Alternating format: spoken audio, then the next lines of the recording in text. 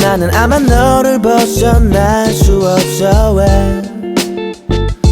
이런 내가 바보 같다고. 자, 이 다음에는 그러니까 어떠한 일련의 또 연구들이 진행이 돼서 결국은 최종적으로 DNA, RNA, 그다음에 단백질 간의 관련성이 그러니까 지금 계속해서 저 중심 원리 하나의 커다란 헤딩 안에서 그것을 보고 있는 것인데 그것이 계속 수행이 되었습니다.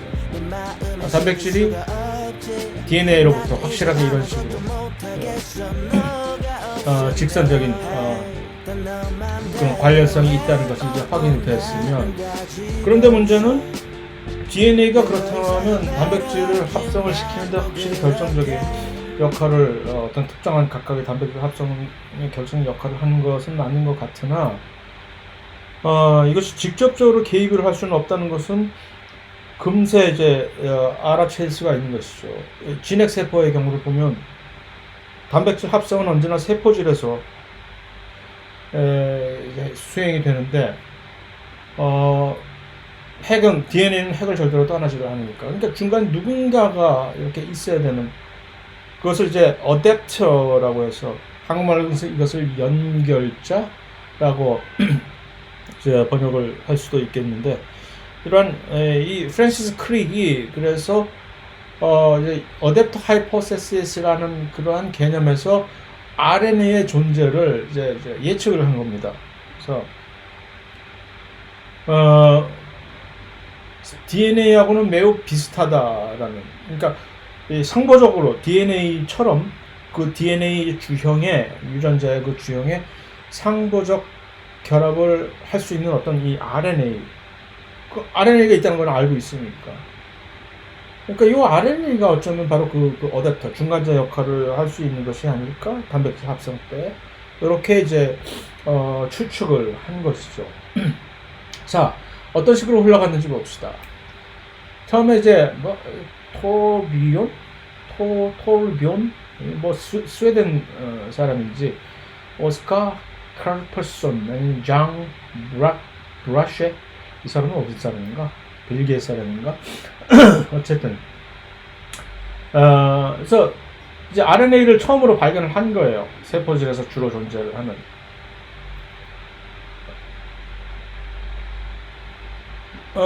그래서 이제 RNA를 발견을 한 다음에 이제 연구를 조금 더 진행을 해 보고 나서 RNA는 DNA하고 좀 다르다. 이 RNA의 그 접힘, 폴딩 가능성, 능력을 이제 인지를 한 것이죠. DNA처럼 하는 것이 아니라 RNA는 원래 좀 특이적인 구조를, 2차 구조를 가지잖아요. 그래서 그렇기 때문에 이제 라이보자임이라고 하는 것들이 생겨난 것이고, 그래서 각각의 RNA가 특이적으로 이제 어떤 모양을 형성을 해서 이 20개의 서로 다른 아미노산들, 단백질을 이제 이루는 그것들과 직접적으로 이제 결합을 이제 하게 되는 주형, RNA 자체가 이제 아미노산을 하나하나를 지칭하는 주형이다라고 이제 예측을 한 겁니다. 이 RNA는 DNA와는 다르게 각각 자기들끼리 내부에서 이렇게 상보 결합을 이루기 때문에 그래서 여러 가지 이것을 이제 스템 앤 룹 구조라고 얘기를 하죠.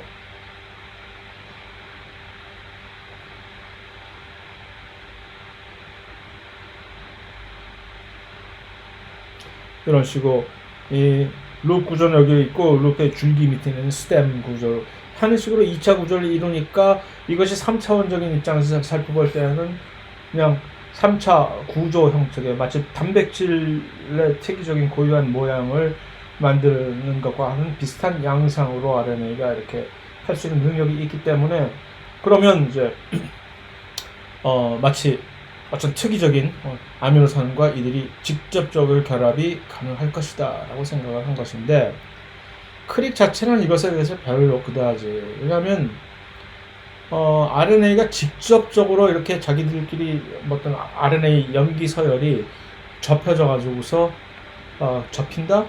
역시 크릭은 처음부터 DNA, 왓슨과 같이 DNA 구조를 만들 때부터 처음에 예측을 할 때부터 인산기들이 중간에 이렇게 끼어 들어가는, 옛날에 그 라이너스 폴링이 처음에 제시했던 그 모델은 서로 반발력을 가지기 때문에 그럴 수가 없다라는 그러한 전력이 있듯이, 화학적인 근본의 기본에 이제 접근을 해서 이것은 가능성이 희박하다라고 결정을 내렸습니다. 그래서 그러면은 또 아무리 RNA가 또 한 가지 이유는 특이적으로 접힘 과정을 거치더라도 이 아미노산들이 전부 이렇게 서로 다른 이런 비슷한 구조들이 있는데, 이들을 각각 RNA가 직접적으로 단백질이 아니고 RNA가 이것을 인식을 해서 특이적인 결합을 한다? 그것은 좀 힘들다라고 생각을 한 것이죠. 그래서 그게 아니라 그냥 이 아미노산들이 특이적으로 어떤 이 RNA, DNA로부터 이래 그 정보를 받아와가지고서 이것을 주형, 임시적인 그 단백질 합성의 주형 구실을 해주는 어떤 특이한 염기 서열을 가진 RNA에 이렇게 상호작용을 해줄 수 있는 중간에 또 다른 어느 어댑터 같은 것이 있어야 한다고 이제 제안을 한 것이죠. 바로 이것이 그 어댑터 가설의 근간 내용입니다. 근데 사실 우리가 현재 지금의 알아보면 이것이 바로 그 tRNA, 그러니까 그런 구실을 해주고 있는 것이잖아요. 그 주형 구실을 해준다는 RNA는 메신저 RNA인 것이고, DNA를 그대로 상보적으로 값이 떠와서 딱 깔아주면 그것의 서열에 그 DNA가 지정하는 각각의 코던에 맞게 tRNA들이 각각 상보적인 결합을 해서, 그런데 각각의 tRNA가 자기들이 가지고 오는 아미노산들이 이렇게 각각의 고유한 아미노산이니까 그러한 방식에 의해서 DNA의 염기 서열, 코돈대로 아미노산들이 서열이 딱 정해지는 그런 이 양상인데, 현재 원래 우리가 이제 나중에 밝혀낸 것이 그 존재, tRNA 존재를 정확하게 이제 예측을 한 것이다라고 얘기를 할 수가 있는 것입니다. 그래서 지금 tRNA가 이렇게 있으면 tRNA 역시 이런 식으로 스템 앤 룹 구조를 이뤄서 3차 구조를 이루면서 자기들끼리 요 3말단, tRNA 3말단 부분에 여기에 특이적인 아미노산이 이렇게 걸려버리게 되는 거죠. 고리처럼 꼭.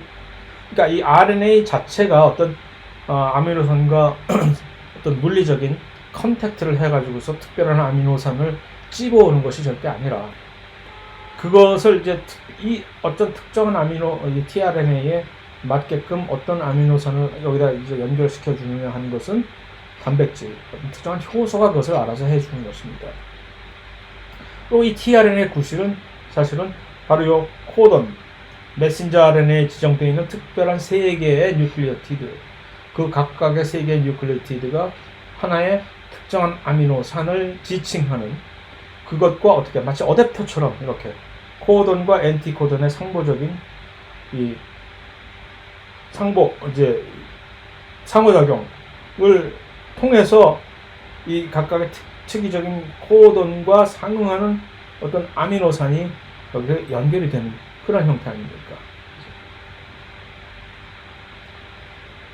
그래서 tRNA, 실제적인 tRNA 자체는 그 새로운 종류의 RNA로서 자메닉과라는 이 사람과 호글랜드라고 하는 사람이 1956년에 이제 이것을 처음으로 발견을 했습니다. 그래서 아직도 아직 안 살았구나. 얼마 전까지 살아있는 줄 알았더니 아니었더라고 보니까. 그래서 이제 세포 추출물, 역시 이제 세포 추출물인데, 그러니까 지난번 이 콘버그의 경우처럼 무슨 뭐 대장균 추출물이 아니라 이것은 기넥 세포에서 실제적으로 확실하게 추출물을 가지고서 단백질 합성을 인비트로에서 이제 수행을 한 거죠. 그러니까 인비트로에서 단백질 합성을 수행한다는 얘기는 그 세포 추출물에서 어떠한 것들이 지금 제공이 됐겠습니까? 일단 단백질 합성할 때 가장 중요한 이게 있었어야 될 거 아닙니까? 리보솜들. 그 다음에 여러 가지 이제 리보솜이 있으면 여기에 뭐 tRNA들이 같이 있고 아미노산들이 같이 들어가고 할 텐데 시험관에서 실험을 수행하는 것이니까 실제적인 아미노산이라든가 무슨 뭐 주형 DNA? 주형 DNA를 이제 집어넣어줬을까 한번 봅시다. 네. 일단 아미노산들은 단백질 합성을 여기서 이제 원재료로서 뭐 뭐겠어. 그들이 합성이 되는지 안 되는지 추적을 하려면 요 방사성 동위원소 표시된 아미노산들을 첨가를 했어야만 됐겠죠. 그 다음에 그 하나의 개개인 개별적인 아미노산들이 침전물을 통해서 검출이 됐다는 얘기는 이들이 중합체로서 회수되었다는 얘기죠. 그러니까 이들이 단백질 안에 지금 삽입이 됐나라는 마치 DNA 복제 실험을 했던 때와 거의 비슷한 양상인 것이죠. 그렇죠? 그런데 이제 침전물에서 뭐가 같이 발견이 됐냐면 놀랍게도 이들과 같이 리보솜들이 발견이 된 거죠. 리보솜의 구조는 대충 그때 알고 있는 것인데 리보솜은 여러 가지 단백질들과 거기에 리보솜 안에 같이 포함이 되어 있는 RNA요. 리보소말 RNA가 있다는 것도 이제 알고 있었던 것이죠. 그러면 요것을 이제 분석을 했을 때 여기에 단백질들이 있고 여기 리보소말 RNA들이 있는 이런 리보솜이 발견이 된 건데 그러면은 뭐야? 바로 이 리보소말 RNA가 그 DNA로부터 정보를 전수받아 가지고서 단백질 합성을 할 때 특이적으로 이들이 아미노산들을 끌어오는 주형인가? 라는 생각이 들 수밖에 없잖아요. 그렇죠? 그런데 침전물로 가라앉지 않은 시험관, 그렇죠? 요것을 이제 가라앉힌 시험관의 soluble fraction, supernatan트라고 영어로는 보통 이것을 얘기하는데 supernatant. 영어로 이제 펠렛이라고 침전물로 하고 보통 원심 분리를 하면 가라앉지 않는 이 액체와 같이 있는 이런 것들을 supernatant.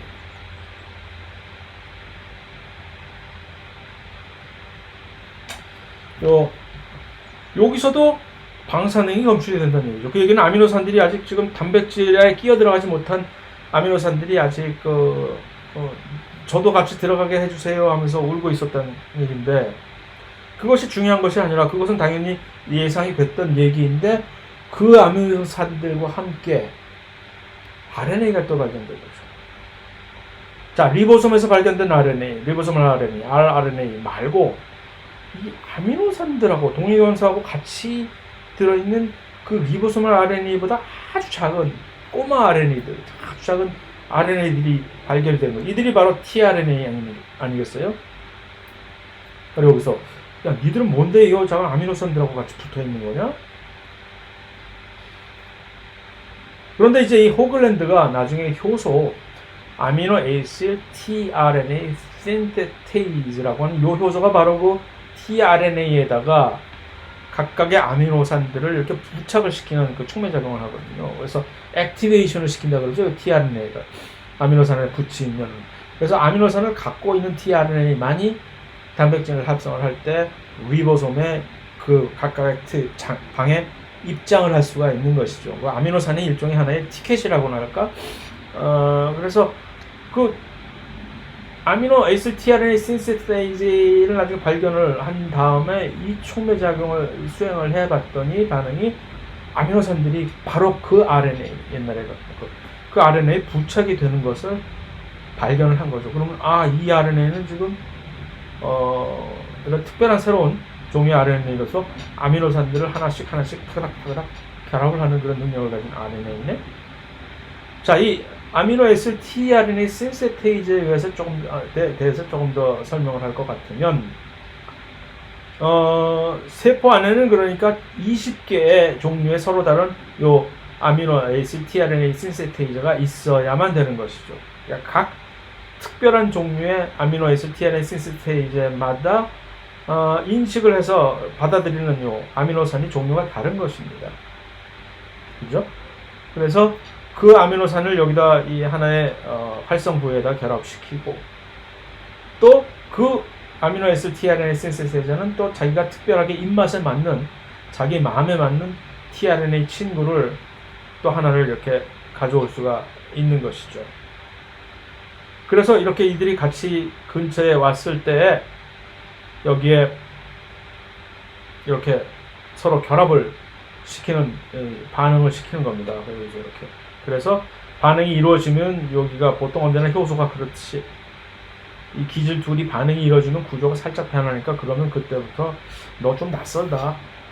옛날에는 서로 딱 맞는 우리 그런 케미가 잘 맞았었는데 자 이제 서로 너하고 나하고 잠시 생각할 시간을 좀 갖자 하고 떠나보내는 그런 방식이 바로 이 효소와 기질의 반응 방식인데 이렇게 해서 사실은 각 어떤 tRNA마다 어째서 어떤 특정한 tRNA가 특정한 아미노산을 이제 갖고 올 수 있게 하느냐는 결국 이 효소 아미노 애시드 tRNA 신세테이즈의 종류에 따라서 결정이 되는 것이죠.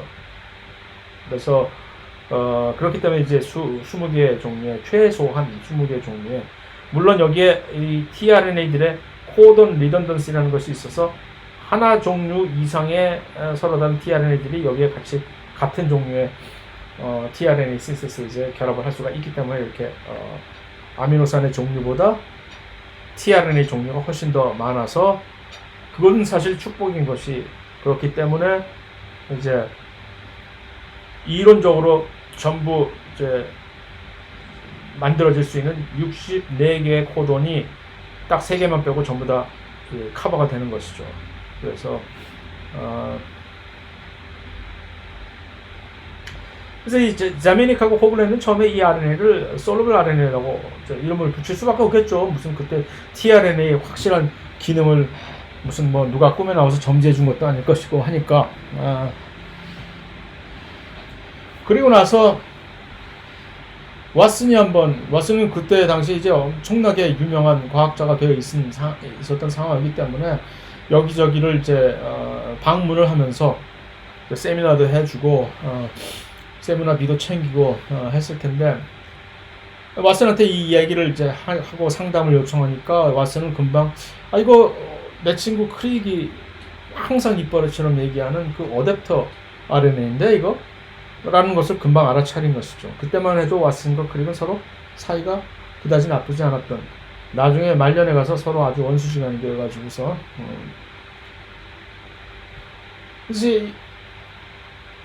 그래서 요것을 이제 이름을 왓슨이 이제 제안을 해주는 대로 그래서 그냥 솔루블 RNA라고 얘기를 하지 말고 이 서로 이제 이 아미노산들이 이 RNA들이 아미노산들을 하나씩 끌고서 리보솜이 바로 이 단백질을 합성하는 그 장소니까 그걸로 이제 운반을 하는 기능을 하는 RNA니까 우리 이름을 이제 트랜스퍼 RNA라고 고칩시다라고 이제 하게 된 겁니다. 그런데 이 문제는 이 tRNA들이 아미노산을 각각 어떤 아미노산을 누구의 지령을 받고서 딱딱 갖다 주는지 이 정보 전달 계통이 아직 도대체가 이해를 못하는 거죠. 여기에 누가 등장을 해야 될까요? 여기에 이제 등장을 하기를 기다리고 있는 친구는 바로 메신저 RNA겠죠?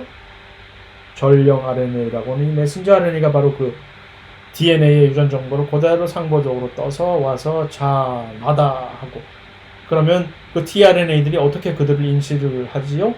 코돈과 엔티코돈의 상보적인 결합으로 하는 것인데 자, 그거를 그때 이 사실을 그들이 알았었다면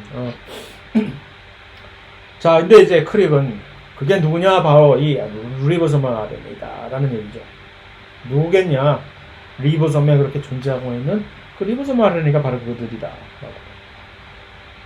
틀린 얘기지만 어쨌든 그런데 이제 그 뭐 다른 사람도 아니고 크릭이 그런 식으로 얘기를 하는데 무시를 할 수는 없으나 그건 조금, 왜냐면 리보소말 RNA는 일단 단백질 합성을 하면 20개의 어떤 특이적인 뭔가가 있어야 되는데, 리보소말 RNA 이제 쭉 분석을 해보니까 얘네들은 그런 특이성이 전혀 없는, 너무나 대중적인 일반적인 염기 서열을 가지고 있거든. 종류도 너무 작고,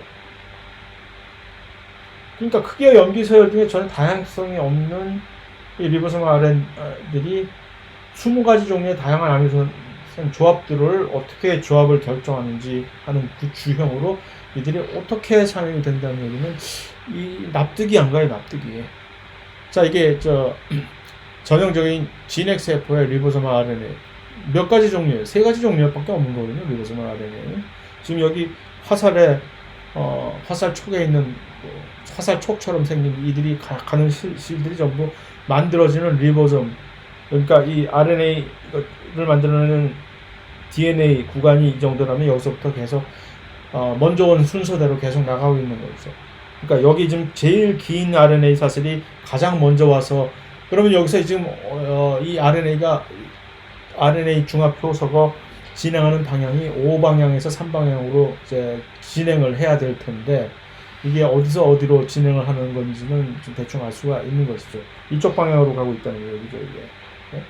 그래서 점점 또 다른, 그러니까 엄청나게 한 번에 여러 가지 몇 개의 복수의 RNA 중합 효소들이 와서 이렇게 일을 벌이고 있는 과정인데, 결국 한 단위의 유전자의 구성을 보면 28S 크기에 따라서 그 스베델드 유닛이라고 하는 거, 세디멘테이션, 이 원심 분리기를 돌렸을 때 어디에 위치하느냐 그 유닛을, 그러니까 무거울수록 훨씬 더 아래 크기가 큰 것이죠. 28S, 5.8S, 18S 해서 이렇게 3가지 종류의 RNA밖에 없는 거거든요. 이것이 이제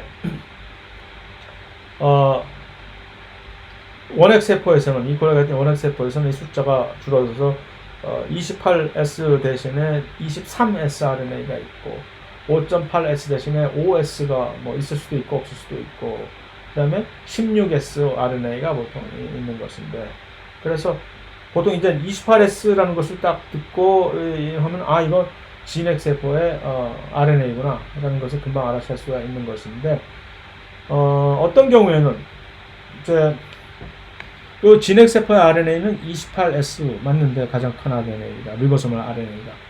그런데 어떤 경우는 26S RNA라는 것이 발견이 됩니다. 이것은 식물과 그다음에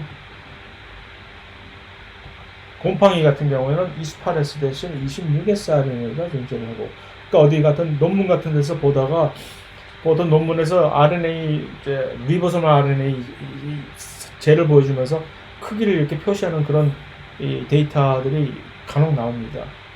그러다가 보면은 대학원생들도 어떤지 많이 헷갈리는데 28S인 줄 알았더니 진핵세포는, 그러니까 라이보소말 RNA 가장 큰 것은 28이고 작은 이 원핵세포 RNA는 23S거든요. 그러니까 이건 28 아니면 23S일 텐데 여기서 26S는 어디서 나와? 라고 했을 때 이것은 바로 식물과 펀지의 RNA다. 요 작은 사이즈 RNA의 경우는 그런 이제 변형이 없습니다. 자, 그랬을 때 일단 초기에 그럼 이제 메신저 RNA에 대한 존재를 라이보소말 RNA가 원래 주형인 줄 알았는데, 그게 아니라 실제로 이런 아미노산의 서열을 결정하는 주형 구실을 하는 RNA가 따로 있다.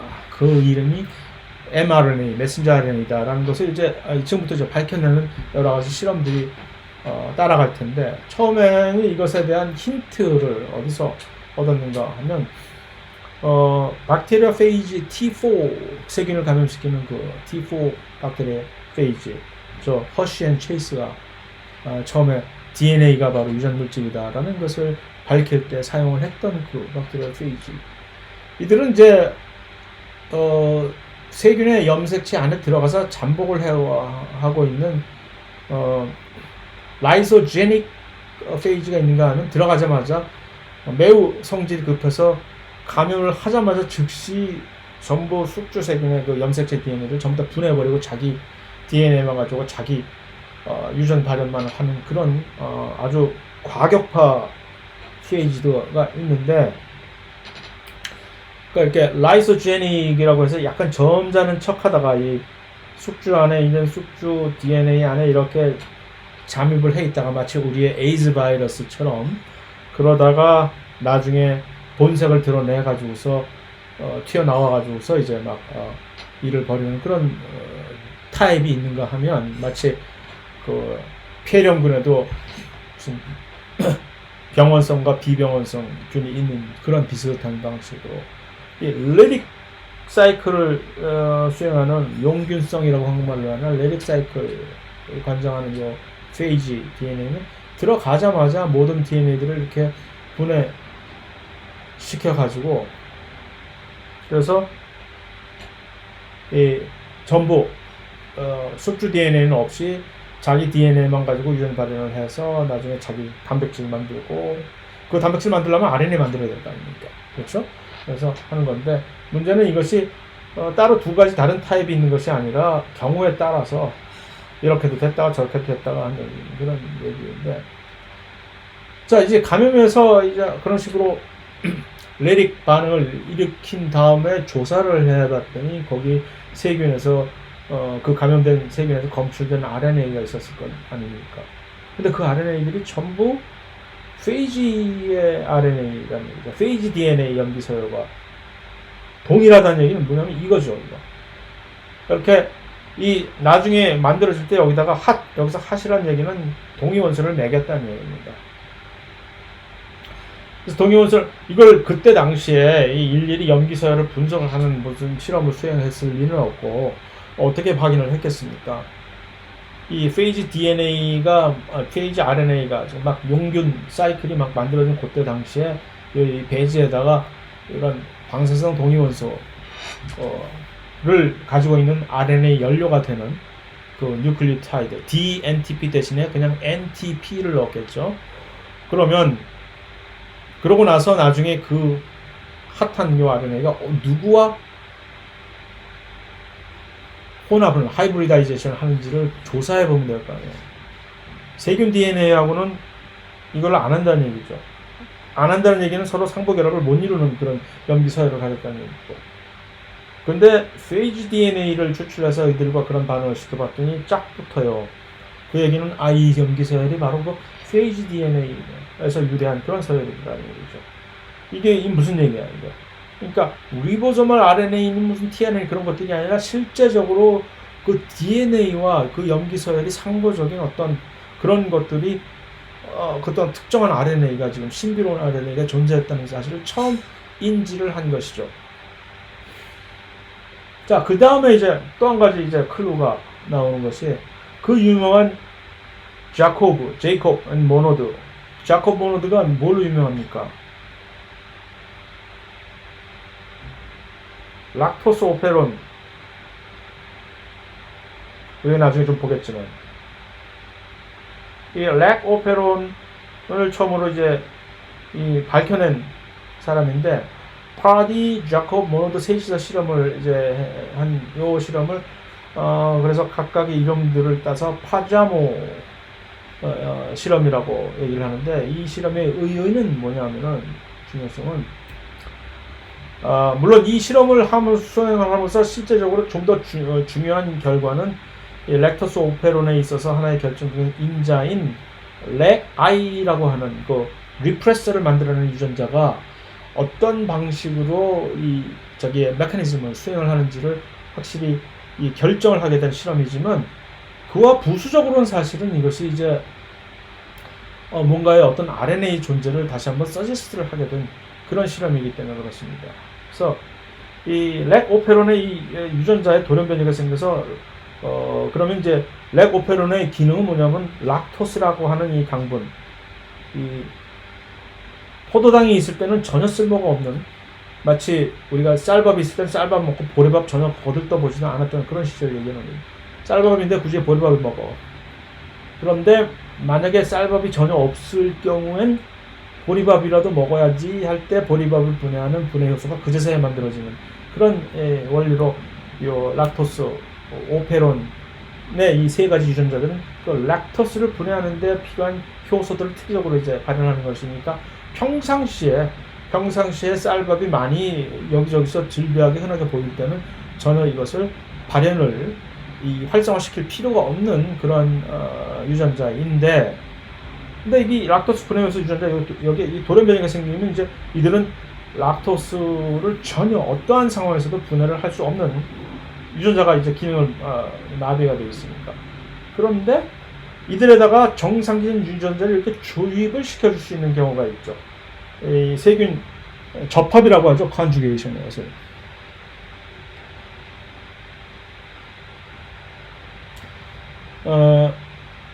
두 세균이 마치 공중급유 받듯이 이렇게 둘이 연결을 해서 이러한 공중급유 받는 이런 이 단백질을 우리는 섹스 파일러스라고 이제 이름을 붙이는데, 이렇게 해서 요 틈을 타서 DNA가 이것을 공유하는, 이것을 도너라고 얘기를 하고, 그것을 받는 세균을 리시피언트라고 얘기하고, 수용자.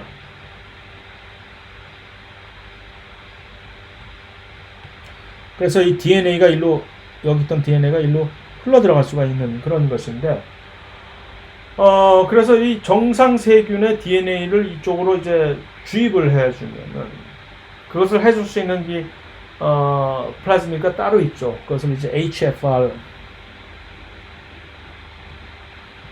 스트레인이라고 하는데, 아무나 이걸 할 수 있는 것은 아니고, 그랬을 때 문제는 그때 당시에 이 렉토스 오페론의 정체를 몰랐던 거예요. 정체를. 그러니까 렉토스 오페론에서 이것을 렉토스가 있을 때야만 이것을 이제 유전자가 활성화되는 이것을 인덕션이라고 얘기하는데, 이 활성화. 인덕션을 할 때는 요 렉아이라고 하는 이 리프레서가 사라져 버리는 건데, 렉아이라고 하는 요 유전자에서 리프레서를 사실은 만들거든요. 이 리프레스 단백질을 만드는데, 이게 우리는 지금 현재 알고 있으니까 요 유전자에서 이 단백질을 만들어낸다. 근데 그 정체를 모르는 거지. 둘 중에 하나인데, 가능성 1. 이렇게 이제 이것을 트랜스라는 말로 표현을 하는데, 그러니까 이들이 움직일 수 있는 팩터다라는 게 트랜스. 붙박이라고 하는 것이 반대말이죠. 그 붙박이를 시스라고 얘기를 하고. 그래서 트랜스라고 하는 상태로 이것을 우리가 렉아이에서 어떤 물질을 발현을 해내는 그런 경우가 있을 것이고, 그렇지 않고 이 렉아이라고 하는 쪽에서 나오는 유전 산물은 하나의 붙박이로서, 예를 들어서 원래 이 억제 구자구시라는 리프레서 단백질은 따로 있고, 이 렉아이라고 하는 유전자는 무슨 구실을 하느냐 하면은 단순히 이 리프레서가 와서 결합을 하는 그 하나의 활주로 헬기 착륙장 정도 구실밖에는 못한다는 이런 시스 모델과 트랜스 모델과 시스 모델의 두 개가 이제 서로 둘 다 가능성이 있는데, 이것을 어떻게 그 중에 어떤 것이 진실인지를 밝혀내고자 하는 그 실험을 한 것이죠. 그래서 다시 말하면 만약에 이것이 시스였다면은 돌연변이 그 유전자에 있는 데다가 아무리 바깥쪽에서 어떤 새롭게 된 유전자를 주입을 해줘봤자 우선 아무짝에도 이것을 구조, 레스큐를 하지 못하겠으나, 이것이 만약 트랜스로 작용을 했다면은 외부에서 정상 유전자를 주입을 해주면 그것이 구조가 가능할 것이다라는 그런 가설을 세우고 실험을 한 것입니다. 이 실험 결과는 결국 그러니까 이 결과가 결정이 트랜스였다라는 것이 나타난 거죠. 이 외부에서 정상 유전자를 주입하자마자 살아난 거예요, 이게. 오케이. 그런데 이거보다도 훨씬 더 이제 이 주목을 해야 될 사실은 어떻게 이렇게 갑자기 빨리, 그러니까 유전자를 주입을 했어. 유전자를 주입했는데 뭔가 어떻게 갑자기 이 능력이 이렇게 생겨났을까? 뭔가가 지금 이 DNA로부터 갑자기 뭔가 만들어져 가지고서 이 일을 가능하게, 결국은 최종적으로 단백질이 새롭게 만들어져서 일을 하게 되는데, 그 시간이 너무 빠르다라는 얘기죠. 그래서 얘가 뭘까 도대체? 그러면서 파자모 이제 실험을 수행한 사람들은 그들보다 훨씬 더 이제 좀 그들에게 조언을 줄 수 있는 위치에 있는 프란시스 크릭과 나중에 이 시드니 브레너, 아주 대단한 또 분자생물학자인데 이분들하고 이제 같이 상담을 한 것이죠. 그러면서 이들이 니들이 한 실험이 지금 옛날에 페이지 T4 실험하고 한 것과 좀 비슷하네 이게, 그렇지 않아? 하는 점에 주목을 해서 이 정체가 뭘까라고 하다 점점 이 의견이 이런 식으로 모아지게 되는 거죠. 이게 뭔가 DNA로부터 매우 빠르게 얻어지면서 DNA 염기 서열을 이렇게 빼어 닮은 어떤 불안정한 RNA라는 것이죠. 그래서 이 새로운 이 RNA를 메신저 RNA라고 이름을 지었습니다. 실제로 이런 메신저 RNA가 있다는 사실은 이들이 확실하게 밝혀내지는 못했으나 좀 후에 브레너하고 같이 공동 실험을 해가지고서 그 다음에 메셀슨이 이제 같이 뛰어들어가지고서 이제 메신저 하이포테시스라는 것을 이렇게 만들어내게 되죠. 그래서 이 하이포테시스는 무엇을 얘기하느냐면은 메신저라고 이제 분류는 어떤 아주 오래 살지 않는, 금방 있다가 금방 없어져 버리는 그런 리보솜이 존재한다는 그런 가설입니다. 그때까지도 이것이 어떤 특정한, 왜냐하면 리보솜 자체에서 단백질 합성을 하는 것은 하나의 큰 물질이라고 그러니까 그때까지도 이런 식으로 생각을 하는 거죠. 음악이 나오는데 어떤 여러 가지 다양한 곡들이 나오는데 붐박스라고 옛날에 있잖아요. 카세트 테이프 같은 거 이제 끼워놓고, 또는 CD라고 또 칩시다. 음악 자체를 틀어주는 붐박스가 자체가 모든 것을 결정을 한다고. 이게 뭐야, 라디오도 아니고 결정을 한다는 생각에서 벗어나지를 못하는 거죠. 그게 아니라 그 음악통 안에다가 집어넣는, 바꿔 끼우는 카세트 테이프들이 사실은 그런 특이적인 음악을 결정하는 것이라는 것을 모르는 거죠. 여기서 지금 제가 얘기하는 것은 붐박스를 통하는 그 음악을 틀어주는 스피커를 가지고 있는 이제 기계는 라이보솜이고, 그 안에 들어가서 특이적인 어떤 음악이 흘러나오게 하는 구실을 해주는 것이 바로 메신저 RNA였는데 그것을 몰랐다는. 그래서 아직도 이런 어떤 비특정 non-specific 리보솜이 뭔가가 있다. 그래서 이 독립적인 그런 RNA라고 이제 생각을 한 거죠. 그러면 이 실험을 통해서 어떤 크릭이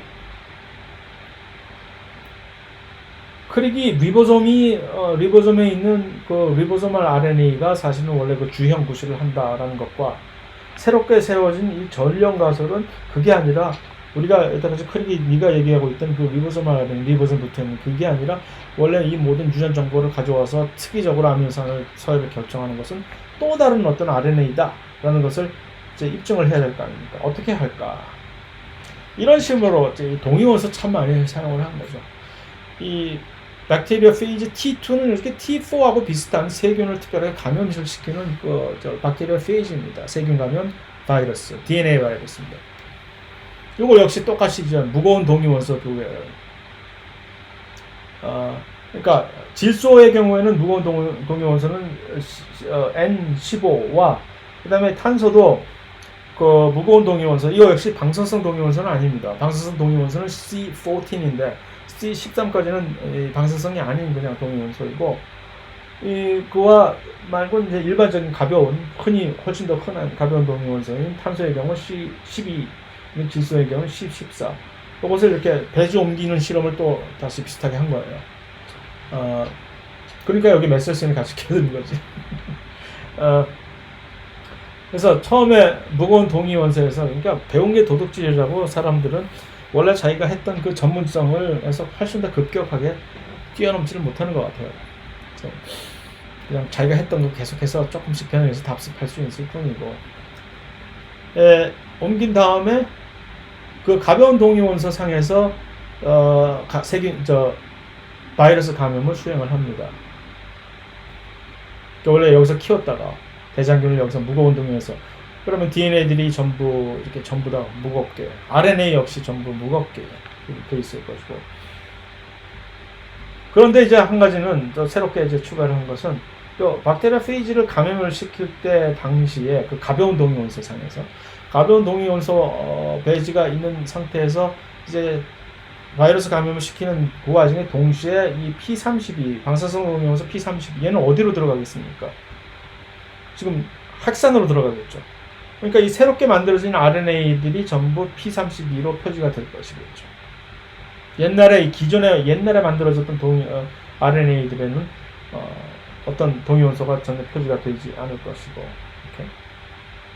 그 다음에 무기에는 옛날에 만들어졌던 그 리보솜과 그런 것들은 무겁게, 새롭게 만들어지는 RNA들은 가볍게, 무게와 지금 방사성을 서로 이렇게 분리를 해서 추적을 할 수 있게끔 만드는 거죠.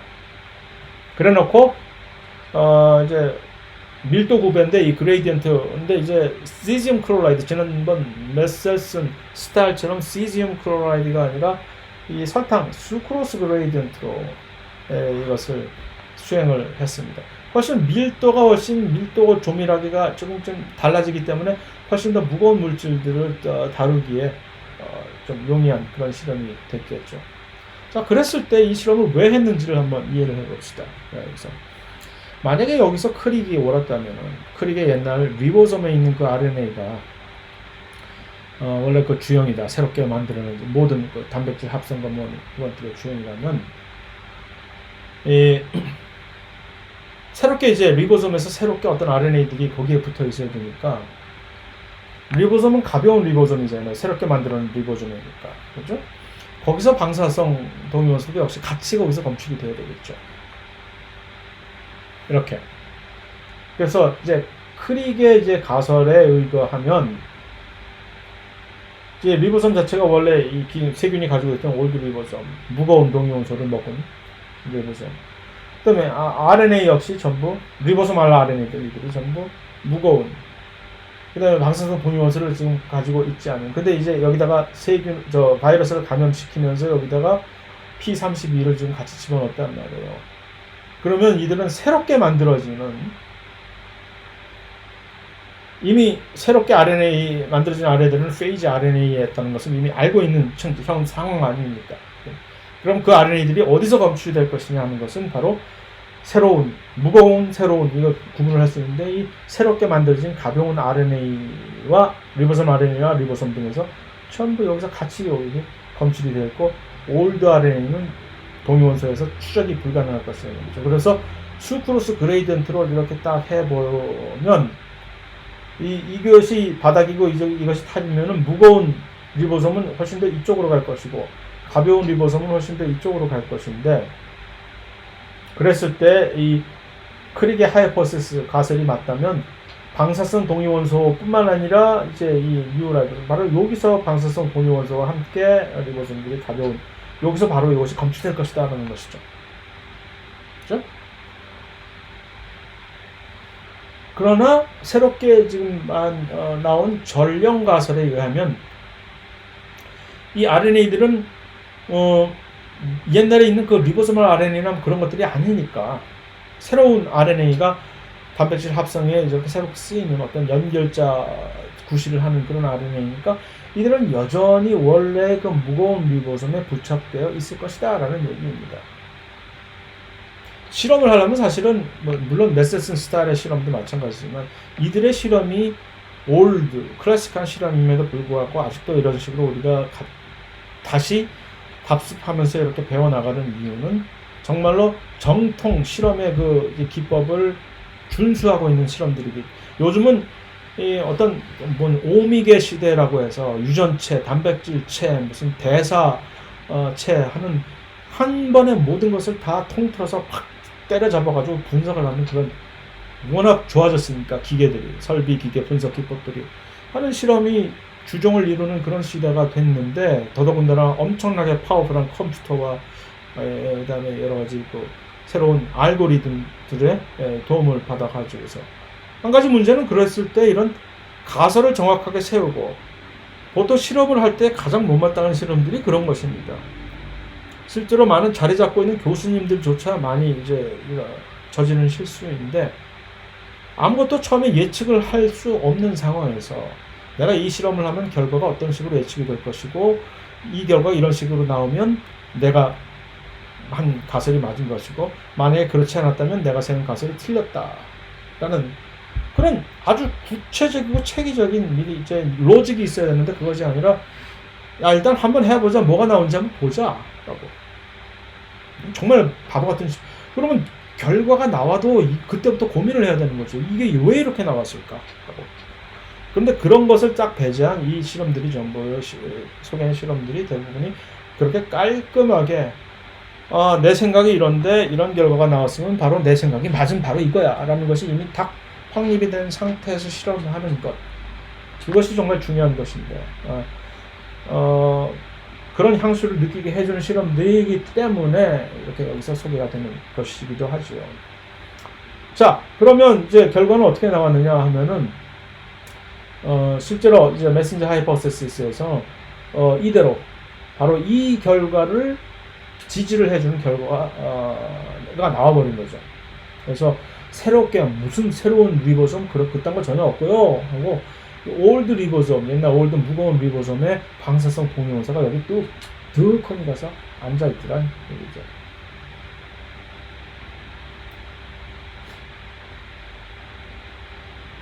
그 얘기를 다시 쓸데없이 한 것인데 그냥 가도 되겠습니다. 이제. 그래서 그러한 실험들을 수행을 한 이 대가들, 이미 이 세상에 전부들 없으나 전부들 노벨상에 빛나는 그런 사람들. 그래서 그 이후에 실제적으로 여러 다른 또 과학자들이 여기에 자극을 받아서 또 고무받고 자극을 받아서 메신저 RNA 존재가 훨씬 더 광범위하고 구체적으로 여러 방면으로 증명이 되어버렸습니다. 그래서 알고 보니 이들은 정말로 다양한 리보소멀 RNA처럼 딱 3가지 종류밖에 있는 그런 것들이 아니라 다양한 크기와 염기 서열을 전부 특이적으로 가진 정말로 아미노산 서열을 결정하는 주형으로서 기능에 딱 맞아 떨어지는 그런 것이었고, 그런데 왜 처음에 얘네들을 발견할 수가 없었을까? 리보소멀 RNA나 그런 것들에 비해서 너무나 이 양이 작았기 때문에, 크기도 작고, 그래서 초기에는 이것을 우리가 놓칠 수밖에 없었던 그런 이유였습니다. 보통 이 메신저 RNA 하나에는 우리가 보통 단백질 합성이 이루어질 때 이 주형을, 그 하나의 주형을 다수의 리보솜들이 순서대로 이렇게 읽어나가기 시작하는 것이죠. 마치 좀 전에 봤던 리보소멀 RNA 유전 발현을 할 때 RNA 중합 효소들이 여러 개의 RNA 중합 효소들이 순서대로 쭉 읽어나가는 것과 같은 그런 양상으로. 그래서 그렇게 이 리보솜들이 여러 개가 주렁주렁 달려있는 그런 메신저 RNA, 그런 형태를 우리는 폴리솜이라고 얘기합니다. 왜 폴리솜이라고 하는 것이 어떤 중요성을 가지느냐 하면은, 이 폴리솜의 형태로 있는 리보솜들이 바로 현재 활발하게 액티브하게 이 일을 수행하고 있는 리보솜들인 것이죠. 그냥 리보솜이라고 해서 내가 지금 현재 좀 쉬고 있음, 병가내고 있음 하는 리보솜인지, 얘가 지금 일을 열심히 하고 있는 리보솜인지를 알 길이 없잖아요. 그래서 그것을 구분을 하기 위해서 보통 그때 실험을, 리보솜들이 얼마나 많은 퍼센티지 리보솜들이 폴리솜의 형태로 존재하느냐, 그것은 이 지금 세포에서 얼마나 단백질 합성이 얼마나 훨씬 더 액티브하게 수행이 되고 있느냐라는 것을 가리키는 척도가 되는 것이기 때문에 그렇습니다. 그래서 이 폴리솜이 바로 이렇게 순서대로 시작을 해서 이 메신저 RNA를 5말단서부터 3말단 방향으로 이렇게 하나씩 읽어나가기 시작하는 것이죠. 이것이 하나가 아니라 여러 개가 주렁주렁 리보솜들이 순서대로 밀지마 하면서 이렇게 쭉 가고 있는 RNA 중합 효소의 발견. 여기까지는 뭐 해도 좋을 것 같은데. 그래서 이제 RNA 중합 효소라는 것은 나중에 좀 더 자세하게 살펴보겠지만, DNA 주형을 이런 식으로 열어 가지고서, 마치 DNA 중합 효소가 기존의 DNA를 이런 식으로 오픈시켜서 여기다가 상부적으로 끼워 맞춘 새로운 DNA 만드는 것처럼 RNA 중합 효소가 하는 일이 조금 다른 점은 여기다가 이제 뉴클리오티드가 DNA 뉴클리오티드가 아닌 RNA 뉴클리오티드. 그 다음에 또 한 가지 다른 점은 두 상부 사슬이 동시에 이렇게 복제가 되는 것이 아니라 상부적인 뉴클리오티드들이 이렇게 삽입이 되는 것이 아니라 둘 중에 하나만이 결정되어 가지고서 이렇게 상복적인 결합에 RNA 뉴클리오티드들이 여기에 쭉 맞춰서 연결됨으로써 하나의 긴 RNA 사슬이 만들어지는 점이 다른 것이고, 또 한 가지 다른 점은 프라이머가 RNA 중합 효소는 프라이머를 필요로 하지 않는 이 시작을 할 때 그런 것인데, 이 역시 또 인비트로 세포의 셀프리 익스트랙트를 가지고서 이제 DNA 중에 대한 RNA 합성에 대한 실험을 이제 제랄드 허로비츠라고 하는 분이 수행을 했습니다. 그랬을 때 보니까 DNA 주형 컴포지션에 따라서 RNA가 만들어지는 것이 포션이 점점 그대로 동시에 따라간다는 이런 결과를 얻은 것이죠. 오케이. 누군가가 있구나, 여기에. 그러니까 마치 DNA 복제 경우와 마찬가지로 이들이 이 실험 반응을 수행하는 데는 NTP들, 다만 DNTP가 아니라 이것을 라이보 뉴클리오티드를 가지고 있는 것을 해서 RNTP라고 이제 보통 명명을 하게 됩니다. ATP, GTP, CTP, UTP가 TTP 대신에. 그 다음에 매그네슘 또는 맹가네이즈라고 하는 이가짜리 꼭 마치 DNA 중합효소 할 때 매그네슘이 들어가야 되는 것처럼. 그 다음에 주형 DNA는 반드시 있어야 되는 것이고. 그래서 이제 계속 마치 콘버그가 이런 실험을 제일 처음에 먼저 한 다음에 계속적으로 연구를 해서 중합효소를 정제를 하는데 이제 성공을 했듯이 비슷하게 허비츠도 나중에 중합효소 정제 성공을 하게 된 겁니다. 그래서 전체적인 이 구조와 종류와 진핵세포에서의 이런 것들은 나중에 따로 우리가 새로운 독립적인 챕터에서 물론 살펴볼 예정입니다만은, 그래서 그 실험을 했을 때 이런 식으로 데이터가 만들어지는 거죠.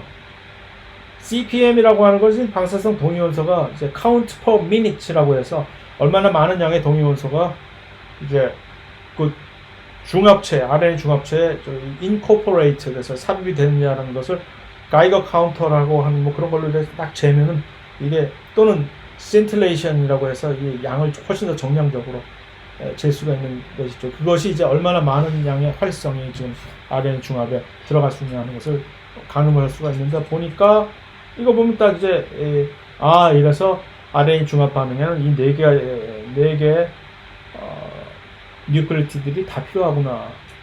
다만 여기서 트라이뉴클리오타이드가 훨씬 더 다이뉴클리오티드보다, 이들도 사실은 원래 이 하나의 인산 이것을 이제 가수분해 반응을 이들도 일으킬 수 있으니까 사용이 안 되는 것은 아니지만, 또 세 개의 인산을 가지고 있는 이들에 비교해서 이 양이 이만큼 이렇게 차이가 나다 하는 이런 세부적인 사안들을 확인을 하고, 또 한 가지 재밌는 현상은, 자, 이런 식으로 방사성 동위원소를 매고 실험을 했을 때 세포 안에서 사실 이들이 어떻게 되는지를 봤더니, 처음에는 이것이 처음입니다. 1번, 그러다가 2번. 처음에는 이들이 핵 안에서 이렇게 마구 방사성 동위원소가 전부 핵 안으로 들어가다가 나중에는 핵 밖으로 다 쫓겨나서 세포질에 전부 이렇게 산재가 되더라. 이게 무슨 얘기죠? 핵에서 처음에 DNA 카피로 만들어졌다가 핵 밖으로 나가서 이제 전부 각각의 메신저 RNA들이 지금 주형 구실을, 단백질 합성의 주형 구실을 하고 있는 상황이 보여지는 것이죠.